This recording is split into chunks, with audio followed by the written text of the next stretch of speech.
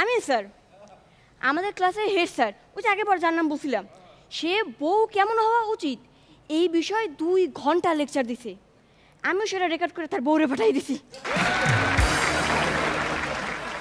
কালকে মনে হয় স্কুলটা বন্ধ থাকবে। এবার একজনকে ডাকবো, মানে আমাদের এই সিজনের এবং এখনো যারা টিকে আছে তাদের মধ্যেও সর্বকনিষ্ঠ এবং দুর্দান্ত পারফর্মার সেই বরগুনার ছেলে আসে মোহাম্মদ মহিবুল্লাহ।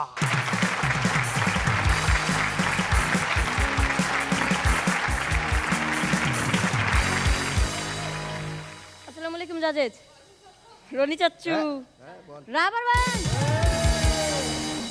আরে ম্যাডাম, আচ্ছা আপনি তো ক্রিকেট খেলা দেখেন, বলেন তো এক ওভারে কয়টা বল করা হয়? হলো না, এক ওভারে একটা বলি 6 বার করা হয়।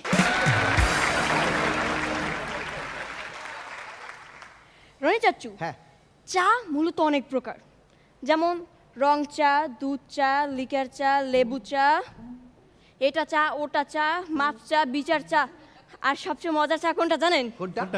চামচা।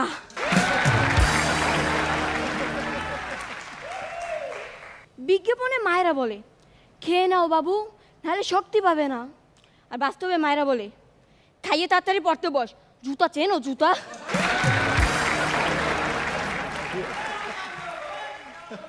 আমি স্যার, আমাদের ক্লাসের হেড স্যার, ওই যে আগেবার যার নাম বলছিলাম, সে বউ কেমন হওয়া উচিত এই বিষয়ে 2 ঘন্টা লেকচার দিছে। আমিও সেটা রেকর্ড করে তার বউরে পাঠাই দিছি। কালকে মনে হয় স্কুলটা বন্ধ থাকবে।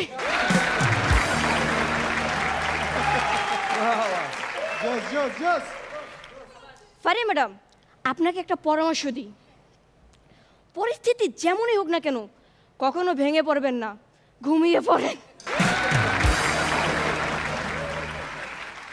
যেসব মেয়েদের চুল কোকড়া তারা পার্লারে গিয়ে চুল সোজা করে, আর যেসব মেয়েদের চুল সোজা তারা কোকড়া করে।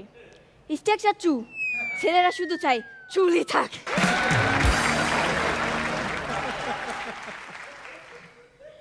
সেদিনকে তুষার স্যার এসে আমাকে বলে, মহিবুল্লাহ আমি তোমাকে 2টা বিড়াল দিলাম, আমিন স্যার তোমাকে 2টা বিড়াল দিল, আর ফারি ম্যাডাম তোমাকে 2টা বিড়াল দিল, এখন বলো তোমার কাছে কয়টা বিড়াল আছে?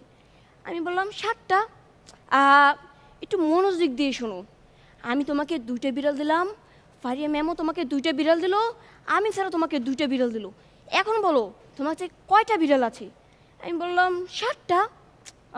অন্যভাবে বোঝাচ্ছি, শোনো, আমি তোমাকে 2টা আপেল দিলাম, ফারিয়া ম্যামও তোমাকে 2টা আপেল দিল, আমিন স্যারও তোমাকে 2টা আপেল দিল, এখন বলো তোমার কাছে আপেল কয়টা আছে? আমি বললাম 6টা। আপেলের বেলা 6টা, বিড়ালের বেলা 7টা কেমনে হয়? বললাম স্যার একটা বিড়াল তো বাসায় আগে থেকেই আছে।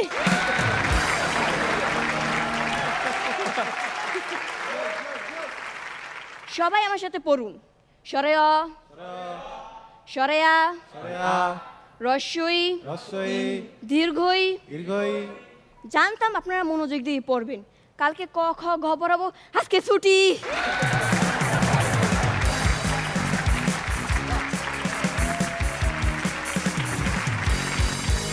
ওকে, বড়দের ভিড়ে দুর্দান্ত ছোট একজন, কিন্তু অনেক বড়রা বাদ পড়ে গেছে ওর জন্য। সো বড়রা তার ফ্যান না হলেও সামনে অনেক ছোটরা, মানে ও দেখছে যে তাদের প্রতিনিধি এই স্টেজে। সো একটা জোরে হাততালি। ওকে, শুরুতেই আমিন খান। মানে আমার তোমার পারফরমেন্স দেখে সত্যি নিজের প্রতি নিজের হিংসে হচ্ছে যে আমরা এই বয়সে এত কিছু জানতাম না কেন, তাহলে হয়তো বা আরও ভালো অভিনেতা হতে পারতাম। আমার কাছে কেন জানি মনে হয় তুমি বাংলাদেশে একদিন খুব ভালো মাপের স্ট্যান্ড আপ কমেডিয়ান হবা। তোমার মধ্যে সেই প্রতিভা, সেই টাইমিং সেন্সটা এত তাড়াতাড়ি চলে এসছে তোমার মধ্যে, যেটা খুবই প্রয়োজন একজন শিল্পীর, যে টাইমিং সেন্স। তুমি সংলাপের মাঝখানে এক জায়গায় বলে না স্কুল বন্ধ থাকবে, তার আগে যে একটা গ্যাপ দিয়েছো না, তারপরে বলছো যাক কাল তাইলে স্কুল বন্ধ থাকবে। আমাদের ক্লাসের হেড স্যার, ওই যে আগেবার যার নাম বলছিলাম, সে বউ কেমন হওয়া উচিত এই বিষয়ে 2 ঘন্টা লেকচার দিছে। আমিও সেটা রেকর্ড করে তার বউরে পাঠাই দিছি। কালকে মনে হয় স্কুলটা বন্ধ থাকবে। এই যে টাইমিং সেন্সটা, এটা একটা মানে খুব দামি একটা জিনিস অভিনয়ের ক্ষেত্রে, যেটা তুমি অলমোস্ট রপ্ত করে ফেলেছো। এটা কন্টিনিউ করো, ছেড়ো না, অনেক সুন্দর ছিল। এই যে আমিন ভাই যেটা বললো না যে এত বয়সে আমরা এত কিছু জানতাম না, কিন্তু আমরা এটা জানি এর চেয়ে কম বয়সের একটা আপনার ঘরে আছে, সে যে কি হবে সে সময় বলে দেবে। ওকে, শবনম ফারিয়া, আমার অফারটা কিন্তু এখনো আছে, হ্যাঁ ভেবে দেখো। খুব অফারটা আবার একটু মনে করে দিতে চাই, একটু ম্যাচিংও আছে, থাকবা?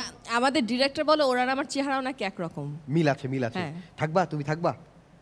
বলো রাজি না। হচ্ছে না, বুঝছো নাদিয়া আপু, ওকে আমি ও রাজি না হলো, ওর বাবা রাজি আছে। অফারটা বলি। নাদিয়া আপু, ওকে আমি অফার দিলাম যে তুমি আর বাড়িতে যেও না, তোমার 14 বছর ধরে একটা মা আছে, একটা মার কত বছর দরকার, তুমি আমার কাছে চলে আসো, আমি তোমাকে অ্যাডপ্ট করি। কিন্তু ও রাজি হচ্ছে না আমার অফার।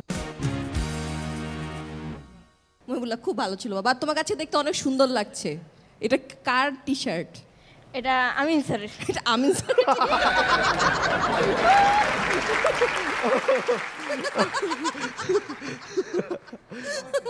একদম আজকে নায়কের মতোই লাগছে। Good job.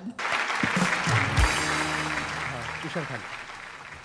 মহিবুল্লাহ বাচ্চা একটা ছেলে, কিন্তু ও যে পারফরমেন্স করে একদম ম্যাচিউর পারফরমেন্স। আর সবচেয়ে বড় আরেকটা জিনিস হলো যে ওর ভিতরে কোনো টেনশন কাজ করে না পারফরমেন্সের সময় এসে, সেটা একটা বিশাল প্লাস পয়েন্ট। আর আমি যেটা বলছিলাম যে ভালো স্ট্যান্ড আপ কমেডিয়ান হবে ভবিষ্যতে, ও একজন ভালো অভিনেতা হতে পারবে, ওর ভিতরে সেই জিনিসটা আছে, অনেক ভালো ছিল।